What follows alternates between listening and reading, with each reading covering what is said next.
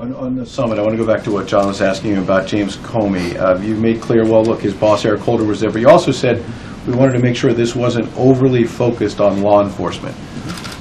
With that decision and other decisions at the summit, were you tiptoeing around not offending Muslims, or was there some reason why the summit was largely about just not offending Muslims for some reason? Yeah, I certainly don't think that's the way that anybody here would characterize the summit. I think this was an opportunity for us to have a very frank discussion with people all across the country about steps that countries can take to try to protect their communities and try to prevent people from being inspired by this radical ideology that is propagated through social media. And I think the goal of this summit was actually not to tiptoe around these issues, but actually to confront them head on. And that's why we had leaders of leaders of law enforcement.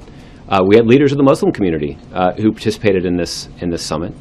And it was an opportunity for us to have a frank discussion of these issues that certainly, as John pointed out, there is concern about the way that some of this ideology has infiltrated some Muslim communities, but there is an extremist threat that inhabits other communities in this country, and we're mindful of those threats as well, and all of them were discussed at the summit.